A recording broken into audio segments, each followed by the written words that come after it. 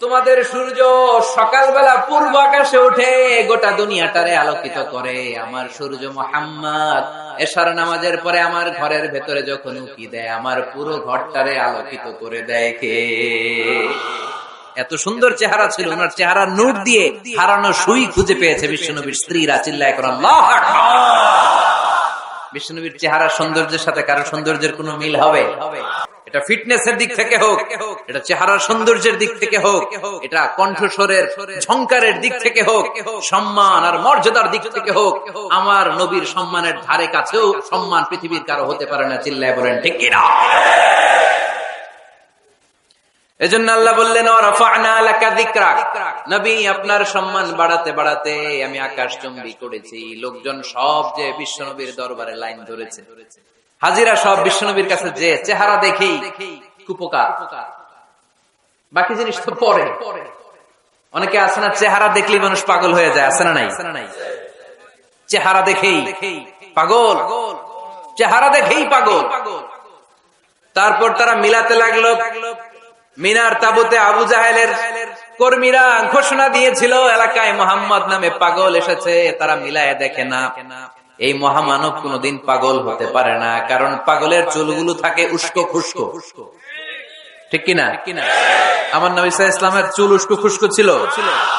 কত সুন্দর চুল আঁচড়ে রাখতেন, জাইতুনের তেল দিতেন, আতর ঢেলে মাথার শীতের মধ্যে ঢেলে দিতেন, কপাল বেয়ে বেয়ে পড়তো, আর যেখানে সেজদা দিতেন সেজদার জায়গা আতরের ঘ্রাণে আমোদ হয়ে যেত। হাতের তালুতে পারফিউম মাখতেন, আর মানুষের সাথে মুসাফা করলে যার সাথে মুসাফা তার হাতের সাথে নবীর ব্যবহৃত পারফিউমের ঘ্রাণ ছুটে যেত। এত পরিচ্ছন্ন ছিলেন। তারা বিশ্বনবীর চেহারার সাথে আবু জাহেলের বক্তব্যের মিল খুঁজে পায় না। তারা বলে না, এই লোক কখনো পাগল হতে পারে না। পাগলের চুল থাকে উস্কো খুস্কো, জামা থাকে ছিঁড়া ফাড়া, গায়ের মধ্যে থাকে ময়লা। পাগল কখনো দাঁত মাজে না, কিন্তু বিশ্বনবীর মুচকি হাসির ফাঁক দিয়ে দাঁতের দিকে তাকালে মানুষগুলো সব পাগল হয়ে যায়। স্মাইল দিতেন বিশ্বনবী, স্মাইল, মুচকি হাসি, তাবাসসুম। বিশ্বনবীর মুচকি হাসি দেখলে মানুষ পাগল হয়ে যেত, পাগল পাড়া হয়ে যেত। তারা বলে না না, এ মহামানব তো কখনো পাগল হতে পারে না। আবার মিলাতে লাগলো। আবু জাহেলের কর্মীরা বলেছিল এটা নাকি বড় জাদুকর, কিন্তু তারা বলে না না, এ অসাধারণ লোকটা জাদুকর হতে পারে না, সে তো কোনো মন্ত্র পড়ে না। জাদু করার জন্য মন্ত্র পড়ার দরকার আছে না নাই? বিষ্ণুনবী কি মন্ত্র পড়তো? বিষ্ণুনবী কি পড়ে শোনাতো? চিল্লায় বলেন, কি পড়ে শোনাতো? কোরআন শোনাতো। এত সুন্দর কণ্ঠ ছিল বিশ্বনবী। পাগল হয়ে যেত মানুষ শুনতে শুনতে, পাগল পাড়া হয়ে যেত, বিমুগ্ধ হয়ে যেত। তারা সবাই বলতে আরম্ভ করলো, আবু জাহেল তুমি মিথ্যাবাদী, তবে তোমাকে ধন্যবাদ এরকম একটা মানুষের সাথে পরিচয় করিয়ে দেওয়ার জন্য। সুবহানাল্লাহ কইলেন না? আমরা মেনে নিতে পারলাম না সে পাগল নয়, জাদুকর নয়, সে হলো এই জামানার পয়গম্বর। আমরা পড়ে নিলাম লা ইলাহা ইল্লাল্লাহু মুহাম্মাদুর রাসূলুল্লাহ সাল্লাল্লাহু আলাইহি ওয়াসাল্লাম। ওয়ারাফা'না লাকা যিকরাক, নবী হে এইভাবে আমি আপনার সম্মানকে বাড়িয়েছি। হাইসুমা যুকিরতু যুকিরতা মাই, নবী যেখানে আমার নাম নেওয়া হবে আমার পর পর আপনার নামও নেওয়া হবে। পড়েন সুবহানাল্লাহ। যেখানে আমার আল্লাহর নাম তারপরে আমার নবীর নাম আছে না নাই? কালিমার ভেতরে লা ইলাহা ইল্লাল্লাহ আমার আল্লাহর নাম শোভা পায়, তারপরে মুহাম্মাদুর রাসূলুল্লাহ দ্বিতীয় বাক্যে আমার নবীর সুন্দর নামটা আছে না নাই? কালেমার মধ্যে প্রথমে আল্লাহর নাম, তারপরে নবীর নাম। হাইসুমা যুকিরতু যুকিরতা মাই, নবী কিভাবে আপনার মর্যাদা আমি বাড়াবো জানেন? যেখানে আমি ওইখানেই আপনি, যেখানে আমার নাম নেওয়া হবে তারপরেই সৃষ্টিকুলের মধ্য থেকে শুধু আপনার নাম নেওয়া হবে। সুবহানাল্লাহ পড়েন। আপনার উম্মতেরা গোটা বিশ্বে সালাত আদায়ের জন্য আজান দিবে, আজানের প্রথম 4 বাক্যে আমি আল্লাহর বড়ত্ব, আল্লাহু আকবার। তারপরের 2 বাক্যে আমি ছাড়া কোনো ইলাহা নাই, এটার সাক্ষ্য দেয়া হবে। তারপরের 2 বাক্যে সবাই সাক্ষ্য দিতে বাধ্য, আপনি ছাড়া দুনিয়ায় আর কোন শেষ রাসূল নাই। তার মানে আজানের মধ্যেও আমার আল্লাহর নামের পরে আমার নবীর নাম আছে না নাই? এরপর আমরা একামত দিয়ে জামাত শুরু করি। এই জামাতের আগে যে একামতটা দেই, এই একামতেও আল্লাহর নামের পরে আমার নবীর নামটা আছে না নাই? আল্লাহু আকবার, আল্লাহু আকবার, আশহাদু আন লা ইলাহা ইল্লাল্লাহ, আশহাদু আন্না মুহাম্মাদার রাসূলুল্লাহ সাল্লাল্লাহু। তার মানে আজানে আমার নামের পরে আপনার নাম, একামতে আমার নামের পরে আপনার নাম। নামাজের শেষে যখন আমরা শেষ বৈঠকে বসি, সেখানে বিশ্বনবীর উপর দুরূদ আছে না নাই? তার মানে সব জায়গায় বিশ্বনবীর নাম নেওয়াকে আবশ্যক করে দিয়েছে কে? নবী। হে, এই গোটা বিশ্বের ভেতরে সূর্য উঠবে, সূর্য ডুববে, শীত যে গ্রীষ্ম আসবে, দিন যে রাত আসবে, এক মুহূর্তের জন্য আপনার নামের আলোচনা থামবে না। চিল্লায় বলো ঠিক কি না? রাফা'না লাকা যিকরাক, I have dignified your status very high, very high. অনেক উপরে নিয়েছি, আকাশ বাতাস ছাপিয়ে, সাত আকাশ কাঁপিয়ে আরশ পর্যন্ত আমি আপনার মর্যাদাকে বুলন্দ করেছি। এই পৃথিবীতে যত আসমানি কিতাব এসেছিল, সবগুলো আসমানি কিতাবে বিষ্ণুনবীর নাম উল্লেখ করেছে কে? তার মানে তাওরাতের ভেতরে বিষ্ণুনবীর নাম আছে না নাই? ইনজিলে, জাবুর, সুহুফে ইব্রাহিম, সুহুফে মূসা, আল্লাযী ইয়াজিদুনাহু মাকতুবান ইনদাহুম ফিত তাওরাতি ওয়াল ইনজিল। ইহুদিরা খ্রিস্টানরা বিষ্ণুনবীর মানতে চাইতো না। তারা বলতো, মুহাম্মদ তোমার নাম তো আমাদের কিতাবে নাই। বিষ্ণুনবী বললেন পড়ো। তারা পড়তে পড়তে বিষ্ণুনবীর জায়গাটা লুকিয়ে রাখতো। যেখানে বিষ্ণুনবীর নাম ওরা এভাবে ধরে রাখতো। বিষ্ণু সাল্লাল্লাহু আলাইহি ওয়াসাল্লাম এক সাহাবাকে বললেন, আমি তো ওদের ভাষা বুঝি না, তুমি ওদের ভাষা বুঝে দেখো কোন জায়গায় চোরামিটা কর। প্রতিটা কিতাবের প্রতিটা পাতায় পাতায় বিষ্ণুনবীর নাম আছে না নাই? সাইয়েদনা আদম আলাইহিস সালাম থেকে শুরু করে ঈসা আলাইহিস সালাম পর্যন্ত যত নবী এসেছে, সব নবী সুসংবাদ দিয়েছে যে একজন নবী আসবে, যেই নবী আসার মধ্য দিয়ে এই আম্বিয়া আলাইহিমুস সালাম পৃথিবীতে আসার যে ধারাবাহিকতা, এই সিলসিলা, এই চেইনকে আল্লাহ তাআলা কাট অফ করে দিবে। সাইয়েদনা আদম তার বংশধরদেরকে বলেছে, নূহ আলাইহিস সালাম তার প্রজন্মকে বলেছে, ইব্রাহিম আলাইহিস সালাম তার জেনারেশনকে বলেছে, মূসা আলাইহিস সালাম বনি ইসরাইলকে শুনিয়েছে। সর্বশেষ সাইয়েদনা ঈসা আলাইহিস সালাম এসে বলেছে, ইয়াতি মিন বাদি ইসমুহু আহমদ, আমার পরে এমন এক নবী আসবে তার নাম, চিল্লায় বলেন, বাদি ইসমুহু আহমদ, আমার পরে এমন এক নবী আসবে তার নাম হবে আহমদ। এই নবীর পরে আর কোন নবী আছে? চিল্লায় বলেন, লা নবিয়্যা বাদি ওয়ালা রাসূলা, আমার পরে কোনো নবীও নাই, আমার পরে কোনো রাসূলও নাই।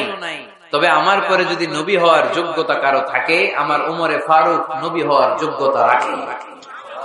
কোন নবী নাই, খাতামুন নবিয়্যিন, আমার পরে কোন নবী নাই। তার মানে বিশ্বনবীর জীবনে 3 নম্বর নিয়ামত হলো রাফা'না লাকা যিকরাক, মর্যাদা আমি বাড়াতে বাড়াতে বাড়াতে বাড়াতে নবী অনেক উপরে নিয়েছি। আবার আল্লাহ আমাদেরকে ডেকে বললেন, ও ইমানদার বান্দারা শোনো, আমি স্বয়ং আল্লাহ তাআলা আমার ফেরেশতা বাহিনী নিয়ে এই নবীর উপরে স্বয়ং আমি দুরূদ পড়ি। ইন্নাল্লাহা ওয়া মালাইকাতাহু ইউসাল্লুনা আলান নবী ইয়া আইয়ুহাল্লাযীনা আমানু সাল্লু আলাইহি ওয়া সাল্লিমু তাসলিমা। পড়েন, আল্লাহুম্মা সাল্লি আলা মুহাম্মাদ ওয়া আলা আলি মুহাম্মাদ কামা সাল্লাইতা আলা ইব্রাহিম ওয়া আলা আলি ইব্রাহিম ইন্নাকা হামিদুম মাজিদ।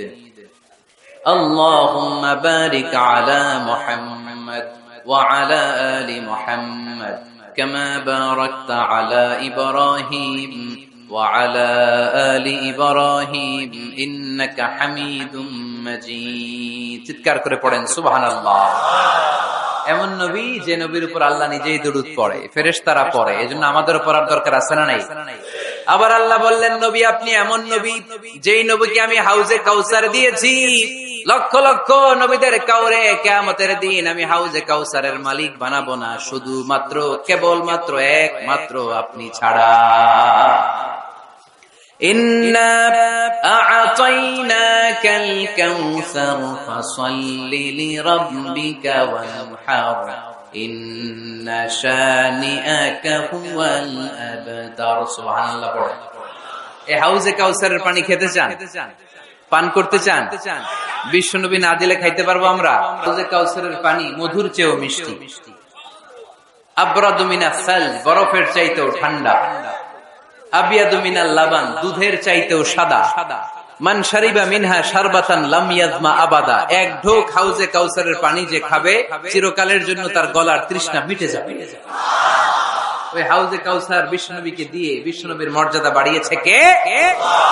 আবার আল্লাহ বললেন, নবী, পৃথিবীর অনেক নবীকে আমি নৈতিক বিজয় দান করেছি, কিন্তু সবাইকে আমি রাজনৈতিক বিজয় দান করি নাই। আপনাকে আমি এমন নবী করে দুনিয়ার বুকে পাঠিয়েছি, আপনাকে আমি নৈতিক বিজয় দান করেছি, পাশাপাশি রাজনৈতিক বিজয় দান করেছি। সুবহানাল্লাহ। বিশ্বনবী একাধারে যেমনি মসজিদে নববীর ইমাম ছিলেন, পাশাপাশি মদিনার রাষ্ট্রের প্রেসিডেন্ট ছিলেন, ঠিক কিনা? তার মানে ইমাম বা নেতা এমন হওয়া দরকার যে নামাজও পড়াতে পারে, আবার সমাজও শাসন করতে পারে, ঠিক কিনা? এমন নেতার দরকার আছে না নাই? এজন্য বিশ্বনবী বললেন, রব্বি আদখিলনি মুদখালা সিদকিন ওয়া আখরিজনি মুখরাজা সিদকিন ওয়াজআলনি মিন লাদুনকা সুলতানান নাসীরা। ও আল্লাহ, আপনি আমারে সত্যতার সাথে মক্কায় রাখেন, বের করলেও সত্যতার সাথে বের করেন, আর আপনি আমাকে বিজয়ী শক্তি দান করেন। বিজয়ী শক্তি, রাজনৈতিক শক্তি বিশ্বনবী আল্লাহ তাআলার কাছ থেকে দোয়া করে চেয়ে নিয়েছেন। চিল্লায় বলেন ঠিক কিনা? রাজনৈতিক শক্তির দরকার আছে না নাই? কোরআন মায়াযা বিস সুলতান, মাঝে মাঝে আল্লাহ ক্ষমতা দিয়ে এমন কিছু করে যেটা মাঝে মাঝে আল্লাহ কোরআন দিয়েও করে না। এজন্য অনেক নবীকে নৈতিক বিজয় দান করলো। বিশ্বনবীকে শুধু নৈতিক বিজয় নয়, পাশাপাশি রাজনৈতিক বিজয়ও দান করেছে কে? তিনটা নিয়ামতের ঘোষণা দিয়ে আল্লাহ বললেন, আলাম নাশরাহ লাকা সাদরাকা ওয়া ওয়াদা'না আনকা বিজরাক আল্লাযী আনকাদা যাহরাক ওয়া রাফা'না লাকা যিকরাক। পড়েন সুবহানাল্লাহ। নবী হে, আপনার মর্যাদা আমি অনেক বাড়িয়েছি। আপনার কথা শুধু মুসলমানেরাই বলে না, হিন্দুরাও বলে, আছে না নাই? গতকাল এক হিন্দু ভাই আমার হাতে হাত রেখে শাহাদা বাক্য পাঠ করে গাজীপুরে মুসলমান হয়ে গেছে। বিশ্বনবীর কথাগুলো যখন তারা শোনে, তারা নিজেদেরকে ধরে রাখতে পারে না। আপনারা মহাত্মা গান্ধীর নাম শুনেছেন? তিনি ভারতের অবিসংবাদিত নেতা। বিশ্বনবীর ব্যাপারে কমেন্ট করেছেন যে এরকম নেতা পৃথিবীতে আর দ্বিতীয়টা কখনো হবে না। মহাত্মা গান্ধী কি মুসলমান না হিন্দু? গোটা বিশ্বের খ্রিস্টানরা বিশ্বনবীকে নিয়ে এখন মাতোয়ারা। মাইকেল এইচ হার্ট, খ্রিস্টান, একটা বই লিখে গোটা বিশ্ব কাঁপিয়েছেন, the 100 ranking of the most influential people and person in the world. পৃথিবী কাঁপানো 100 জন মনীষীর জীবনী নিয়ে একটা বই তিনি করেছেন। এই 100 জন মনীষীর জীবনীর মধ্যে যাকে নাম্বার 1 তিনি করেছেন, তিনি হচ্ছেন আমার নবী, আপনার নবী, প্যারা নবী, বিশ্বনবী মুহাম্মদুর রাসূলুল্লাহ সাল্লাল্লাহু আলাইহি ওয়াসাল্লাম। মাইকেল এইচ হার্ট কি মুসলমান? সে একজন খ্রিস্টান। তার মানে ওয়া রাফা'না লাকা যিকরাক, বিশ্বনবীর সম্মান শুধু আমাদের মুখ দিয়ে প্রচারিত হয় না, ইহুদি, খ্রিস্টান, বৌদ্ধদের মাধ্যমেও বিশ্বনবীর সম্মানকে বাড়িয়ে দিচ্ছে কে? খ্রিস্টানরা বলছে আমরা এই মুহাম্মাদের জীবনী গবেষণা করে পড়েছি, তাকে খ্রিস্টান বিরোধী বলা তো দূরের কথা, তাকে মানবতার ত্রাণকর্তা বলতে হবে। তিনি গোটা বিশ্বের জন্য সুপারম্যান হয়ে পৃথিবীতে এসেছে। As a father, as a teacher, as a lawgiver, as a lawmaker, Muhammad is the superman of the world. স্বামী হিসেবে, পিতা হিসেবে, নেতা হিসেবে, নবী হিসেবে মুহাম্মদ সাল্লাল্লাহু আলাইহি ওয়াসাল্লাম সাধারণ কোন মানুষ নয়, তিনি গোটা বিশ্বের জন্য সুপারম্যান হয়ে পৃথিবীতে আগমন করেছে। ওয়ারাফা'না লাকা যিকরাক। নবী, দুশ্চিন্তা করবেন না, টেনশন করবেন না, আমি আপনার সম্মানকে বাড়িয়ে দেব। এই তিনটা নিয়ামতের বর্ণনা সূরা ইনশিরাহের ভিতরে বর্ণনা করলেন কে? এরপরে রব্বুল আলামিন বিশ্বনবীকে নিয়ামতের বর্ণনার ঘটনা শুনিয়ে বিশ্বনবীকে সান্ত্বনা বাণী শোনাচ্ছেন আর পড়ছেন, ফা ইন্না মা'আল উসরি ইউসরান, ইন্না মা'আল উসরি ইউসরা। নবী গো, নিশ্চয়ই কষ্টের পরে আছে আনন্দ, দুঃখের পরেই আছে সুখ। সুবহানাল্লাহ। কষ্টের পরে আনন্দ, দুঃখের পরে। The struggle isn't permanent in our life. দুঃখ কষ্ট এটা আমাদের জীবনে পার্মানেন্ট না, এটা সাময়িক। এজন্য আল্লাহ বললেন, খবরদার মুমিন কখনো হেরে যায় না, মুমিনের হারাবার কিছু নাই। মুমিনের জীবনে যদি আনন্দ আসে, মুমিন শুকরিয়া করে, শুকরিয়া করলে সওয়াব আছে না নাই? আর মুমিনের জীবনে যদি দুঃখ আসে, মুমিন সবর করে, ধৈর্য ধরে, ধৈর্যেও সওয়াব আছে না নাই?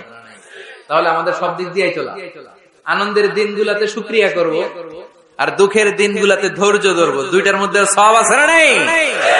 এজন্য বিশ্বনবী বললেন, আজাবান লি আমরিল মুমিন, মুমিনের বিষয়টা খুবই আশ্চর্যের। ফাইন আসাবাতহু সাররাউন শাকারা, মুমিন যদি আনন্দে থাকে সে শুকরিয়া করে, শুকরিয়া করলে লাভ আছে না নাই?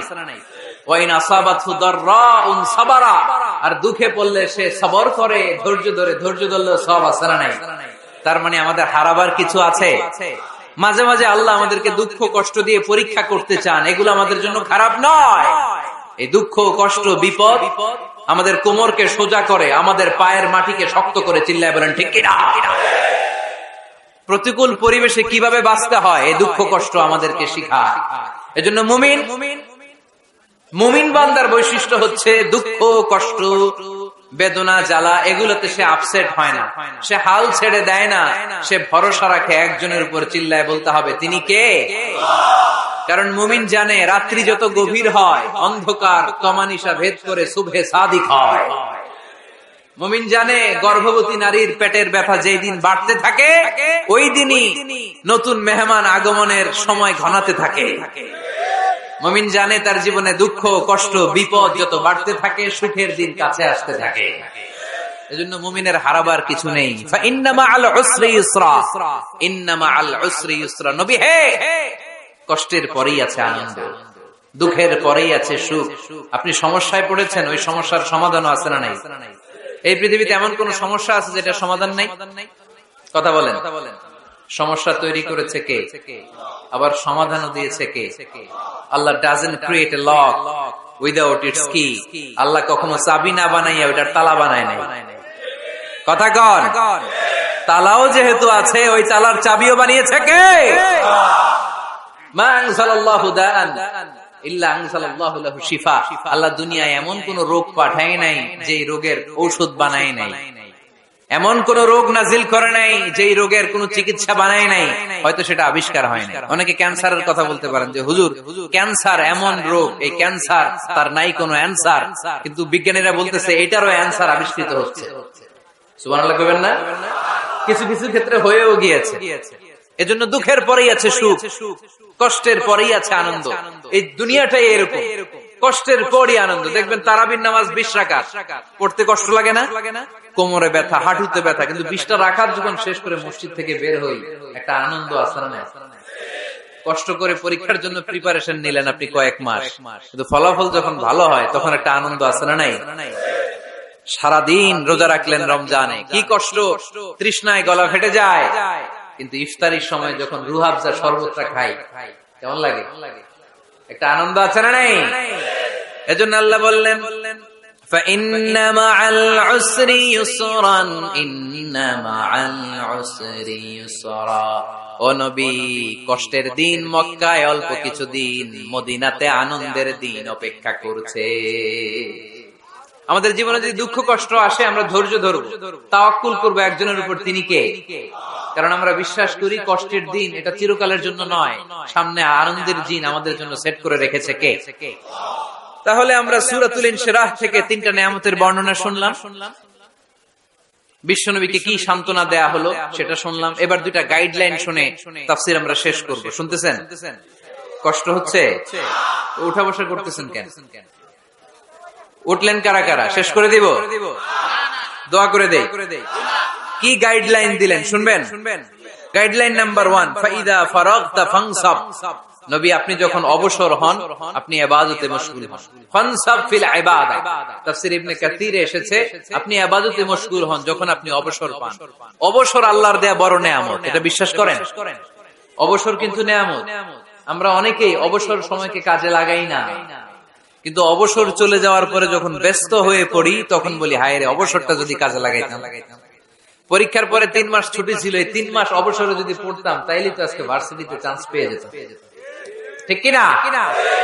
এজন্য বিশ্বনবীর আল্লাহ বললেন, নবী فَإِذَا فَرَغْتَ فَانصَبْ وَإِلَى رَبِّكَ فَارْغَب। মাদানী জীবনে, মাক্কি জীবনে, দাওয়াতি কার্যক্রমের পরে, রাষ্ট্রীয় কার্যক্রমের পরে যখনই আপনি অবসর পাবেন, তখনই আপনি ইবাদত করেন, তখনই বেশি বেশি আল্লাহর কাছে দোয়া করে। দোয়াটা খুব শক্তিশালী, কিন্তু আমরা অনেকে জানি না কি করে দোয়া করতে হয়। সিনসিয়ার দোয়া ইজ লাইক এ মিসাইল।